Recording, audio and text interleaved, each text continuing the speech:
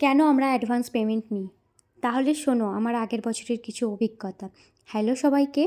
আগের বছরেও আমি 150 পিসেস কার্ডের অর্ডার পেয়েছিলাম। তো দিদি আমাকে যেমন বাজেট বলেছিলেন সেই অনুযায়ী আমি কার্ডগুলো বানিয়েছিলাম এবং যেমন বাজেট হবে সেই অ্যাকর্ডিংই কার্ডের কোয়ালিটি হবে।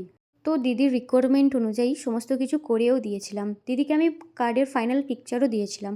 কিন্তু তখন আমাকে কিছু বলেনি যে খারাপ হয়েছে বা কিছু। তখন বলেছিল হ্যাঁ, সব ঠিক আছে। তারপর যখন আমি ডিসপ্যাচ করি আমি বলি পেমেন্টটা দিদি ক্লিয়ার করে দাও। তো তখন সে বলে আমার ব্যালেন্স নেই, তো তুমি ডিসপ্যাচ করে দাও, তারপরে আমি তোমাকে ক্লিয়ার করে দেবো। তো যথারীতি তার কাছে আমি অনেকটা বড় পরিমাণ অ্যামাউন্ট বাকি রেখে ডিসপ্যাচ করে দিয়েছিলাম। তারপরে যখন আমি খোঁজ নিই যে দিদি তুমি পার্সেল পেয়ে গেছো, তখন বলে হ্যাঁ আমি পেয়ে গেছি, আমি বলতে ভুলে গেছিলাম। আমি বললাম তাহলে পেমেন্টটা করে দাও। দিয়ে তখন কি বলে, তারপর বলে আমার বাড়ির লোকের পছন্দ হয়নি, এটা এই হয়েছে সেই হয়েছে।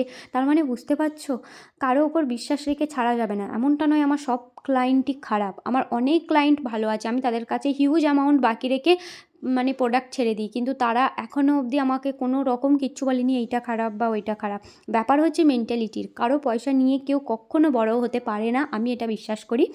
তো এই কারণেই